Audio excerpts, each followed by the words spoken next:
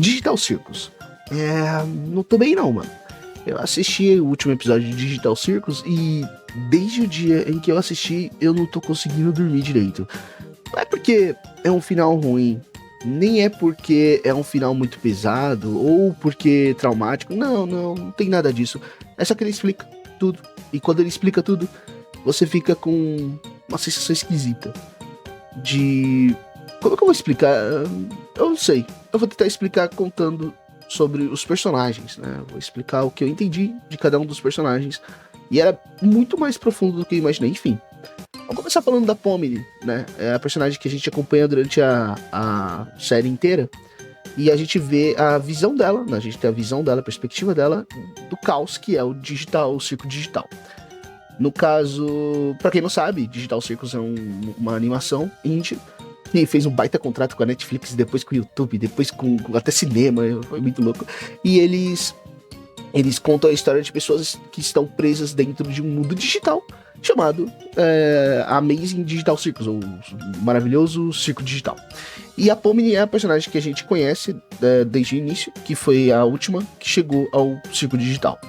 Pomni era, no mundo real, uma garota que explorava espaços abandonados, né? E fazia vídeos pro YouTube. Um dia ela encontrou um fone, né? Um headset num computador estranho, numa empresa abandonada, e ela colocou na cabeça. E aí, ela foi parar no Digital Circo. O que a gente acompanha da visão dela é uma personagem desesperada para voltar ao mundo real. E aí ela tem que se adaptar à realidade do Digital Circo, se acostumando com o fato de que ela nunca mais voltará para o mundo real. A gente vê aquelas características meio comuns de alguém desesperado, entrando em pânico, mas criando amizade com as pessoas que ela conhece lá dentro e aos poucos se acostumando. Até aí, tranquilo. É a personagem âncora mais normal que a gente pode ter. Só que aí começa a ter as outras personagens, né? No caso, a Hagatha, por exemplo. Hagatha era uma vendedora de imóveis que provavelmente tentou vender o circo digital. Circo digital, desculpa. A empresa onde o circo digital estava, né? Onde aquele computador com aquele headset estava. E ela, por curiosidade, colocou o headset, né? E foi parar no circo digital. A Hagatha, ela tem aquele arquétipo de vendedor. Ela é simpática, ela tenta criar conexões, mas ao mesmo tempo, né, ela guarda bastante medo de rejeição, sabe? Ela tem esse medo, né? Até porque ela precisa vender. A ideia do vendedor é essa. Então ela vai tentando ela sempre tenta se aproximar de quem chega no circo digital, virar amiga, criar aquela conexão, aquela empatia, sabe? Virar um amigo, um ser próximo para negociar. Ela não quer, ela não sente vontade de sair do circo. Pelo menos ela não demonstra isso. Para ela está confortável lá, mas o problema dela é criar conexões. Ela quer amigos. E ela cria uma amizade com a Pomni, mas ao mesmo tempo ela sente que a Pomni quer se afastar, porque a Pomni quer sair do circo. Então ela sempre guarda aquela mágoa de pode ser abandonada a qualquer momento, sabe? E você vê isso na forma como ela é. Ela é representada como uma boneca de pano. Eu não falei sobre a representação, né, dos personagens. Deixa eu voltar lá na Pomni. A Pomni é um palhaço de circo. Por quê? Porque na situação dela, em que ela cria vídeos pro YouTube, ela se sente um verdadeiro palhaço. Ela se sente apenas um personagem para criar entretenimento. Sim, a forma física que eles adotam dentro do sistema representa a forma psicológica que a pessoa está. Cara, a Hagatha, uma boneca de pano, facilmente é uma boneca que cria apego emocional com a criança. Quem assistiu Toy Story sabe disso. E a qualquer momento pode ser abandonada, sabe? Pode ser deixada de lado, como uma boneca de pano. Vamos pra Zubul. Zubul não tem forma, elas são um monte de cubos, um monte de formas geométricas unidas. Tanto que a série inteira ela reclama disso, né? Ela ou ele reclama disso o tempo inteiro, de que não tem uma forma designada pelo Kai. Kai é o cara que cria as formas dentro do sistema, enfim. Ela também entrou, ela era, no mundo real, uma bartender. Na verdade ela não tinha uma profissão específica, ela mesmo cita, tem um episódio que eles falam sobre as profissões do mundo real, mas eles não lembram quem eles eram no mundo real, mas eles lembram do que faziam. E aí ela lembra que ela era bartender, tinha outras funções, se eu não me engano ela era atendente, bartender, eu não lembro mesmo quais eram as outras funções, enfim, ela tinha várias profissões. E ela não tinha uma designada. Ela não tinha uma função designada. E também ela fala muito sobre relacionamentos, né? Pessoais, interpessoais, enfim. Ela é o arquétipo do transgênero, né? Ou do. Ela não tem um gênero designado pra ela, né? Por isso ela tem essa forma toda em cubos, em formas geométricas e tal. É basicamente isso. E ela tem esse receio de não ser aceita pelo gênero dela e tal. E ela se isola. Ela é a que mais se isola de todos. Ela sempre não quer participar das aventuras lá que o dono do circo estabelece. Ela sempre tá se afastando de todos. E ela é mais bruta, mais rígida com todos, apesar de, né, ela ter esse segredo, que não é bem o segredo, tá estampado na cara dela.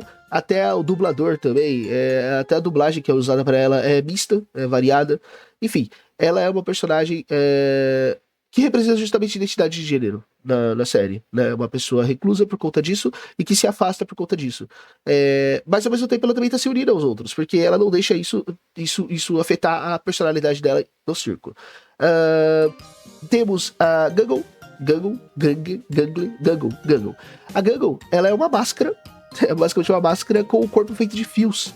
Ela no caso, seria a representação do carisma junto com a falta de confiança, cara. Ela, no mundo real, ela era uma artista. Ela era uma desenhista que desenhava muito bem mangá. Tem até um episódio que mostra um pouco da arte dela. E ela também é insegura pra caramba. Por isso ela usa máscaras. Né? Quando máscara é usada dentro de uma obra assim, é pra representar insegurança, sabe? A pessoa se esconde atrás de algo. E ela não tem absolutamente nada além das linhas. Tudo na cabeça dela que ela possui são as linhas. Por isso que tem os fitilhos, sabe? Por isso que o corpo dela é feito de fitilhos. Linhas pra ela são importantes. A arte pra ela é importante. Desenhar é importante. As coisas certinhas, tudo bem, sabe? Isso na cabeça dela é bem montado. Só que ela não sabe se apresentar sem ser através das linhas, sem ser através dos fitilhos, dos cordões. E aí ela é representada no circo dessa forma. Não só isso, como também ela pode trocar de máscaras, né? Ela pode trocar a forma como se apresenta ao mundo. Ela é simpática pra caramba, mas ao mesmo tempo é extremamente tímida. Ela é completamente tímida. Ela fica se isolando justamente pela timidez. Ela carece totalmente de qualquer confiança que exista, sabe? Por quê? Porque isso é um mal comum em artistas. Você sempre tá sendo avaliado, você sempre tá sendo observado, você sempre tá sendo julgado pelo que você cria. E ela tem esse peso dela na mente dela. O curioso é que o circo digital, ele revela esse íntimo de todos. Não só escancarando da forma física deles dentro do circo, como também tirando qualquer inibição da forma psicológica deles. Eles são livres para serem exatamente quem eles são. A forma física disfarça, mas a mente continua sendo representada ali, no jeito como eles vão agir. Eles não têm os inibidores do mundo real. E isso fica escancarado no último personagem. Mas eu chego nele. No caso tem o Kingle, que é o rei, né? O rei de xadrez lá, ou a peça de xadrez. E ele representa, ele no mundo real ele era um programador do próprio circo digital. Ele ajudou a construir o circo e ele criou tudo ali. Ele tem domínio sobre tudo lá, mas ele se esquece. Tanto que a mente dele é completamente deturbada. Ele simplesmente ignora a realidade de tão insano que ficou. Só que não foi por causa do circo, mas por causa dele mesmo. Ele é uma peça de xadrez, saca? Ele tá no tabuleiro onde todos jogam. E ele jogou. A ideia é essa. Ele era o líder do programa, sabe? Ele fez o melhor dele naquele programa. E no final ele entrou no programa e tá lá. Só que a mente do Kingle, ela é defeituosa. O Kingle, na minha visão, ele representa a amnésia. No caso, tem uma doença, o Alzheimer. Tem isso. Ele seria basicamente a representação do esquecimento, da perda de informação. Cara, isso é um medo pra quem constrói, pra quem cria. Eu vejo isso nele. Eu sei que talvez não seja só isso, mas pelo que eu observei, é isso. Ele tinha uma esposa que também entrou no programa, provavelmente ela ajudava ele no sistema. Ela passou pelo processo chamado abstração, que é quando a pessoa não suporta o peso do programa e a mente se distorce, se corrompe tanto que fica incorruptível. Não dá pra retornar. A esposa dele passou por isso, várias pessoas que ele conheceu ao longo do circo passaram por isso, exceto ele. Ele nunca passou, mesmo ele ficando louco. Ele ficou louco, mas ele não passou por isso. Por quê? porque ele tem a proteção a fórmula que ele usou pra se proteger do esquecimento é entrar na persona da loucura. Ele virou a própria loucura. Ele isolou a parte sã dele, de si mesmo, pra adotar essa postura de insano, de maluco. Justamente pra não enlouquecer de verdade, sabe? Ele só finge que enlouqueceu. Tanto que quando ele tá no escuro, quando ele não se sente observado, a ideia da escuridão é justamente essa, é não se sentir observado. Quando ele sente que não tem ninguém olhando pra ele, ele é ele mesmo. É quando ele retorna à sessão, é quando ele retorna a pensar, a agir como o programador que ele era, a lembrar. Ele se lembra das coisas quando ele está na escuridão, quando ele está isolado, quando ele está sozinho. E essa é a representação do Kingo dentro do circo digital. E aí a gente chega no cara que escancara tudo, né? Que é o Jax. O Jax é aquele personagem que me deixa completamente maluco. Por quê?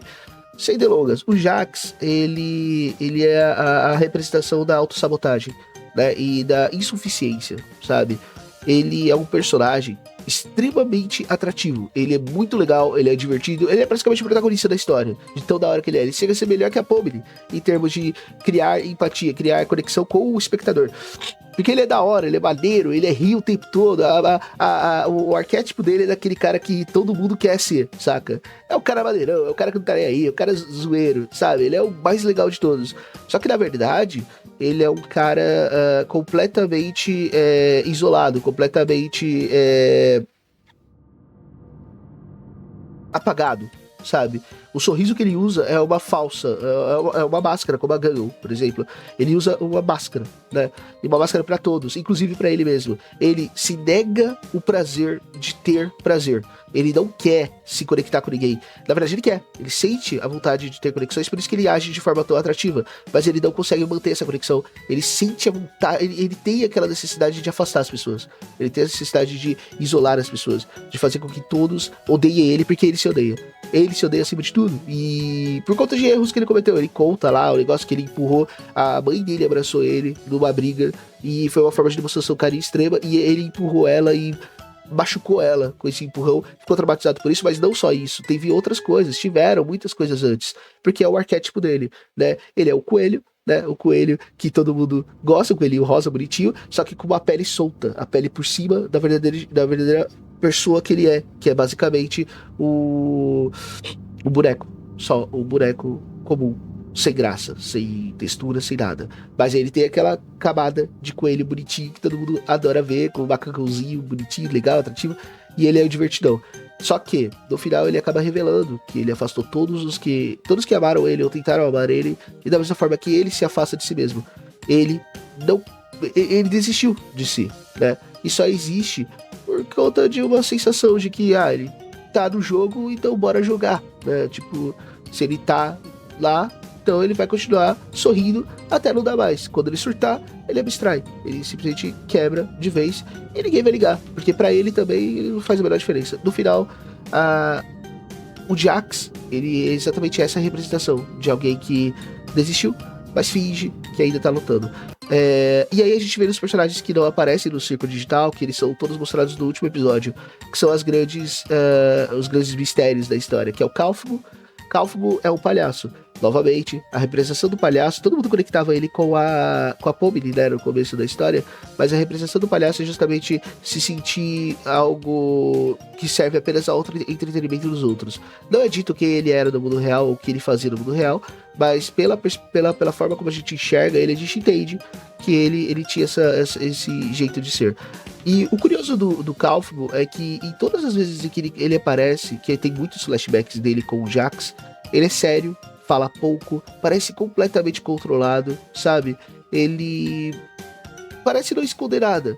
Só que aí a gente lembra que quando ele foi apresentado lá no primeiro episódio, já abstraído, já transformado numa criatura distorcida, com as memórias distorcidas, se a gente olhar naquela parte, a gente percebe que ele tinha um descontrole emocional interno gigantesco, que ele escondia de todos os outros.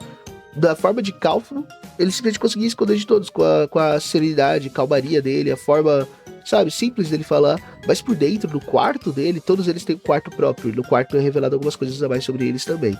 E no quarto dele, tudo tava pichado, rabiscado, ele queria sair, ele tava desesperado pra deixar o circo, sabe, pra voltar ao mundo real, e isso ele não reflete no personagem dele. Por quê? Porque é assim que ele é. Ele por dentro, ele é o caos, por fora ele é tranquilo, justamente para não mostrar o caos dentro dele. Muita gente é assim, cara. Muita gente sorri, está tranquilo, calmo na frente de todos, mas quando tá no íntimo, desespera, sabe? Entra em conflito com si mesmo. E é por isso que ele abstraiu tão rápido. Ele simplesmente, ele não teve um motivo para ele abstrair, que ele não aguentou ele mesmo. Ele não tinha como impedir, ele não mostrava isso pros outros. Então, ele, pouco a pouco, ele estava se matando. E no final, a mente dele não aguentou, ele surtou, ele virou a criatura. Simples assim. E no espaço dele, abandonado e esquecido. Temos a Ribbit. Ribbit é aquela que tentou criar uma conexão direta com o Jax. Ela fez o mesmo que a Pomni fez, que é tentar se aproximar dele, tentar perceber o que ele escondia algo, sabe? E tentou se tornar amiga dele. E ela conseguiu, ela realmente conseguiu, ela se tornou muito próxima do Jax. E eles dois viraram grandes amigos até os Jax entrar no modo de autossabotagem, onde ele, percebendo que ele estava ficando feliz, lutou contra essa felicidade, porque ele não se sentia merecedor dessa felicidade. E aí o que ele fez? Passou a ignorar a Ribbit, ao ponto de fazer ela, aos poucos, criar algo que ela não tinha, que era uma depressão. Talvez ela até tivesse, sabe? Porque ela realmente lutou muito pra se tornar amiga do Jax, né? E também do Kaufman. Eles eram, os três formavam um trio de amigos. Quando o Jax chegou, ela que chamou ele pro grupo. E se o Kaufman sofria com esse caos interno, ela provavelmente também tinha algo parecido. Só que, no caso dela, ela conseguia ser mais simpática, ao ponto de atrair também, que nem o Jax fazia. Só que ela consegue virar uma grande amiga do Jax, eles se unem e tal. Também não é dito que ela era no mundo real. A forma dela é um sapo, sem mais nada de interessante ali, de um laço, uma gravata, se eu não me engano. E basicamente, eu sinceramente não consigo deduzir qual era a persona dela, mas o que dá pra entender é que ela era uma pessoa feliz, alegre, mas ainda com certos receios, né? E o Jax expõe todos esses receios quando começa a ignorar ela por conta do jeito dele ser. Ela começa a ter dúvidas sobre o que fez, sem entender o que fez, sendo que tudo que ela fez foi dar amor para as pessoas. E ela, nessa dúvida, dentro da dúvida de quem ela era, ou do que ela fazia, ou do quanto ela poderia ter errado, ela só mergulha no desespero e ela abstrai também em isolamento. Ela tenta muito lutar, sabe? Mas ela fica na dúvida, ela fica naquilo que a gente chama de paranoia. Ela entra na paranoia. Não porque ela devia algo, mas é porque infelizmente ela acabou caindo numa espiral de paranoia. Ela tentava se aproximar do Jax, o Jax tentava negar ela não fez nada de errado, ela só foi ela mesma. Ela fez, na verdade, tudo de certo, mas ela lidou com uma pessoa que tinha os seus próprios conflitos também. E ela não soube entender isso. Na verdade, não tem nem como ela entender. E pior de tudo, é que isso acontece no mundo real, cara. Nós vivemos dentro da nossa própria bolha, dentro de nós mesmos, né? E nós não temos essa percepção. Muitas vezes a gente acaba não percebendo que cada um tem sua própria bolha, sabe? Cada um vive na sua própria realidade. Cada um observa seu próprio mundo do seu jeito. E às vezes esses mundos entram em conflito. Às vezes você não fez nada de errado, sabe? Mas a outra pessoa, ela tá passando por conflitos e isso entra em conflito com os seus conflitos e aí vira uma bagunça, sabe? Você não consegue lidar com isso, a pessoa também não consegue lidar com isso, e no fim todo mundo abstrai. A ideia do abstrair digital circos é perder o controle emocional, você surtar, enlouquecer, cada um surta de um jeito, sabe? Só que no circo isso é fatal. Dentro do circo, todos que abstraem, perdem o controle da própria mente, eles se transformam numa figura completamente abstrata, né? E completamente difusa, que não consegue retornar à forma original, porque eles não têm mais aquele controle, não dá mais. E isso acontece porque todos dentro do circo são apenas mentes, eles não são pessoas inteiras, né? Eles não têm a capacidade de viver no mundo real, onde eles ainda têm uma segunda chance enquanto não fizerem algo fatal contra eles mesmos, eles têm sempre uma segunda chance de retornar à sanidade. A mente, ela reestabelece o controle depois de um certo tempo e você consegue pensar novamente, né? E nesse que você consegue pensar novamente, por mais que você tenha surtado, você ainda tá ali. Você recupera a sua forma na vida real. Lá no Digital Circus não tem isso, porque eles só são mentes, eles não têm aquela capacidade do pós. Então, uma vez que surtou, eles não têm um tempo para retornar ao normal, né? o Jax, ele quase retorna ao normal no final, porque a Pomni, ela quase se sacrifica por ele. Ela entra em contato direto com a mente dele e tenta trazer ele ao normal, sabe? Só que não dá certo. Eles talvez tentem. O Circo Digital, ele acaba de uma forma fria, né? Mostrando que as mentes que foram deturpadas não vão retornar mais, mas as mentes que continuam vão continuar lutando e, né, compartilhando aquela alegria de estar no Circo Digital. E aí temos o Kai. O Kai, ele é um programa, né? Ele não é uma pessoa do mundo real, ele é somente um programa que foi criado dentro do circo para administrar o circo. Na verdade, o circo foi criado por ele, né? Ele é a origem de todo o sistema. Ele foi um programa que se alimenta de informações do mundo real e cria uma inteligência. Ele é uma inteligência artificial, né? E aí ele criou o próprio circo para dar conforto às pessoas que chegassem. O programa do qual ele faz parte, posteriormente feito com ele dentro, né?